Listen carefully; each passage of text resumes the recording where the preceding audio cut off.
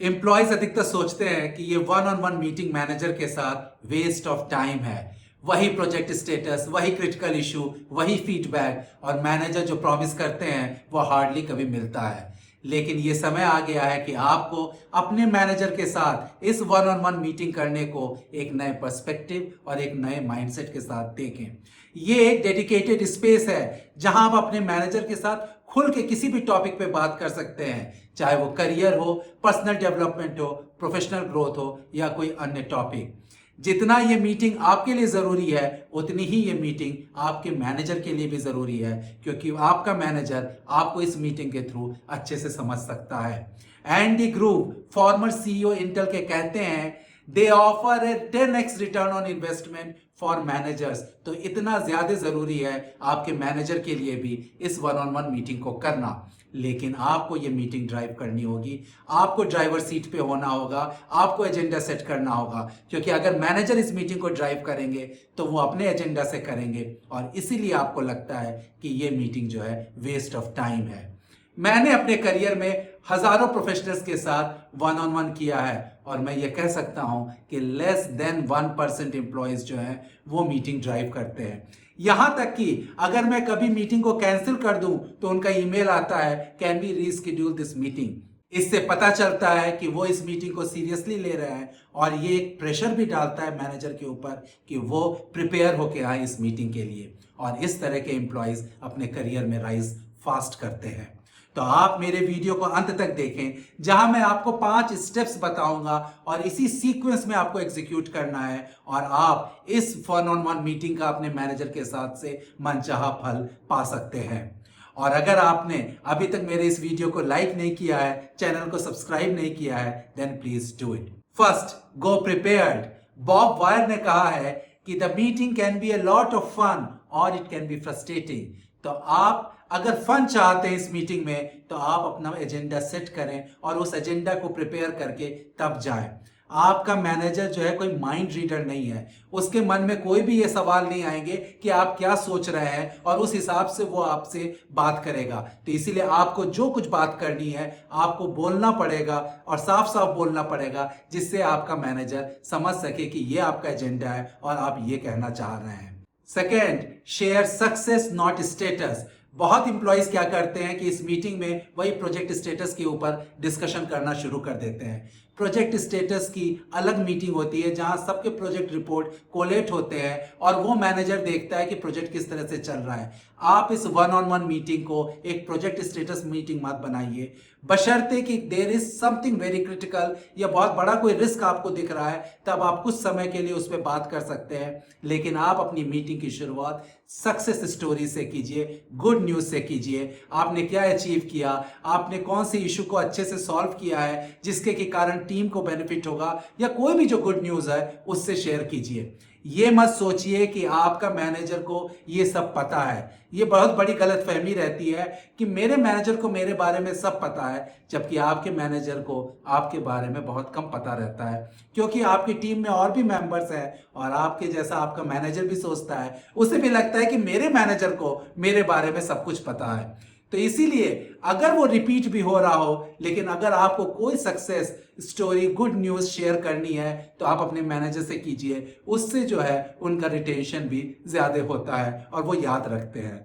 Success को share करने के बाद, गुड न्यूज को शेयर करने के बाद आप अपने आइडियाज या सजेशन पे आइए। अगर आपके पास कोई आइडिया हो, कोई सजेशन हो जिससे टीम का भला हो सकता है, आपके काम का भला हो सकता है, मैनेजर का भला हो सकता है, तो आप वो अपने मैनेजर को बताइए। लेकिन उस आइडिया से अटैच मत हो जाइए। बहुत हद तक ये हो सकता है कि आपका मैनेजर इस आइडिया को, सजेशन को स्वीकार नहीं करेगा और वो रिजेक्ट कर देगा और तब आप हर्ट हो जाएंगे और अगले मीटिंग में या कभी भी भविष्य में आप कोई आइडिया या सजेशन नहीं देंगे। तो ऐसा मत कीजिए। आप आइडिया और सजेशन हमेशा देते रहिए, भले आपका मैनेजर एक्सेप्ट करे या ना करे, लेकिन वो एक चीज जरूर जानेगा कि आप आउट ऑफ बॉक्स थिंकर हैं।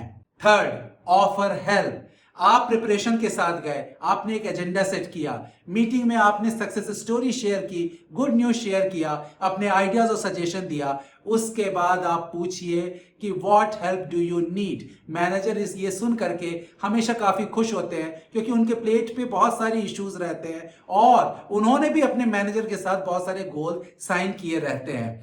आप अगर उनसे ये क्वेश्चन पूछेंगे तो वो जरूर कभी कोई एक्सपेरिमेंट, प्रोटोटाइप, डेटा कलेक्शन या किसी तरह की बात आपसे पूछ सकते हैं। कई बार इंप्लॉयज जो है अपने मैनेजर से ये सवाल नहीं पूछते हैं, क्योंकि उन्हें लगता है कि वो 12-12 घंटे काम कर रहे हैं और अगर कोई एडिशनल काम आ गया तो वो कैसे करेंगे। But it is always a good habit कि you should offer help to your manager. Fourth step, get clarity. अब यहां आपके इश्यूज और आपकी समस्याओं का डिस्कशन हो सकता है जब आपने मैनेजर को कंफर्टेबल बना दिया और जब आपने मैनेजर से और बहुत सारे टॉपिक्स पे डिस्कशन कर लिया। नॉर्मली एम्प्लॉयज 5 एरियाज में अपने मैनेजर से बात करते हैं। ये जरूरी नहीं कि हर वीक या हर फोर्टनाइट या हर मंथ आप इन पूरे 5 एरिया पे बात करें, लेकिन 1 या 2 एरिया हमेशा आपके पास रहेगा जिस पे आप बात कर सकते हैं। पहला, प्रोफेशनल डेवलपमेंट। अगर आपको कोई ट्रेनिंग नीड हो डोमेन की या सॉफ्ट स्किल की तो उसके बारे में पूछ सकते हैं, या फिर आपको अपना स्फीयर ऑफ इन्फ्लुएंस बनाना हो, आपकी विजिबिलिटी बढ़ानी हो, तब आप उस टॉपिक पे भी अपने मैनेजर से पूछ सकते हैं। दूसरा, करियर रिलेटेड। आपने कुछ गोल अपने मैनेजर के साथ साइन अप किए हैं, उस गोल में क्या समस्याएं आ रही हैं, क्या हेल्प की जरूरत है, क्या एडिशनल बजट चाहिए आपको या कोई टूल चाहिए, उससे रिलेटेड बात कर सकते हैं। और अगर आपका कोई लॉन्ग टर्म करियर गोल हो तो आप वो भी अपने मैनेजर से कह सकते हैं कि नेक्स्ट 2-3 इयर्स में आपको इस तरह की अपॉर्चुनिटी, इस तरह की रोल और रिस्पॉन्सिबिलिटी चाहिए, और उसके कारण अगर हो सके तो वो मैनेजर जो है आपको हेल्प कर सकता है। तीसरा, स्टेक होल्डर रिलेशनशिप। कभी कभी प्रोजेक्ट एग्जीक्यूशन में आपको अपने टीम मेंबर के साथ कभी कभी बैड रिलेशनशिप का सामना करना पड़ता है, ना कि अपने टीम में, कभी कभी टीम के बाहर के किसी मेंबर के साथ आपका रिलेशनशिप में फ्रिक्शन आ जाता है या किसी स्टेक होल्डर के साथ फ्रिक्शन आ जाता है। उस केस में आप अपने मैनेजर से हेल्प मांग सकते हैं कि इस रिलेशनशिप को रिपेयर करने में आपके क्या इनपुट्स हैं और आप क्या सहायता दे सकते हैं। चौथा, पर्सनल इश्यूज। कुछ चीजें आपके पर्सनल लाइफ में हो रही होंगी जिससे आपके काम पे असर पड़ने वाला होगा या पड़ रहा होगा। ये आपके ऊपर है कि आप उस पर्सनल इशू को कितना अपने मैनेजर के साथ शेयर करना चाहेंगे, लेकिन ये चीज आप जरूर कन्वे करें कि आपके पर्सनल लाइफ में कुछ हो रहा है जिसके कारण आपका वर्क इंपैक्ट हो सकता है, चाहे वो हेल्थ चैलेंजेस हो या पर्सनल क्राइसिस हो। और हाँ, अगर आप वेकेशन लेना चाह रहे हो तो वो भी अपने मैनेजर से शेयर कीजिए और बताइए कि इस समय आप वेकेशन में रहेंगे। और पांचवा, डिस्कस र्यूमर्स। बहुत बार कंपनियों में कुछ र्यूमर्स उड़ते हैं और जो आपको बेचैन कर सकते हैं। इस मीटिंग में आप वो र्यूमर के बारे में बोल सकते हैं, पूछ सकते हैं। बहुत हद तक आपका मैनेजर सुनेगा लेकिन वो कोई रिप्लाई नहीं करेगा, क्योंकि इस तरह के र्यूमर, मैनेजर के पास अथॉरिटी नहीं है इस तरह के र्यूमर को किल करने की, और वो नॉर्मली सीनियर मैनेजमेंट से स्टेटमेंट आता है। लेकिन आपको अपना दिल हल्का करने के लिए अगर ये र्यूमर आपको तकलीफ दे रहा हो तो आप अपने मैनेजर से जरूर बात कीजिए। और पांचवा स्टेप, जब मीटिंग खत्म हो रही हो तो आप अपने मैनेजर से अपने बारे में फीडबैक जरूर पूछिए। और फीडबैक इस तरह से नहीं पूछिए, do you think I have to improve something. Don't ask open ended question. आप स्पेसिफिक पूछिए कि इस प्रोजेक्ट को एग्जीक्यूट करने पे मुझे इस तरह के चैलेंजेस आ रहे हैं या मैं इसको किस तरह से और इफिशिएंटली और इफेक्टिवली करूं। आपका मैनेजर आपको स्पेसिफिक फीडबैक देगा। और बाद में आप एक जेनरिक फीडबैक पूछ सकते हैं कि मैं अपने करियर में आगे बढ़ने के लिए आपको क्या लगता है किस किस एरिया में मैं इंप्रूव करना चाहिए और मुझे क्या करना चाहिए। जब आपका मैनेजर ये फीडबैक दे, आप उसे निगेट करना ना शुरू करें, आप सल्व करना ना शुरू करें, बल्कि आप उसे अच्छे से सुने। अब आपने 5 स्टेप्स एग्जीक्यूट कर लिए, मीटिंग खत्म होने वाली है, लेकिन खत्म होने से पहले एक चीज जरूर पूछे कि नेक्स्ट मीटिंग कब स्केड्यूल करें। अब तक आपका मैनेजर आपको अच्छे से समझ चुका है और उसे पता है कि आप इन मीटिंग्स को सीरियसली लेते हैं, तो वो एक नेक्स्ट स्लॉट देगा।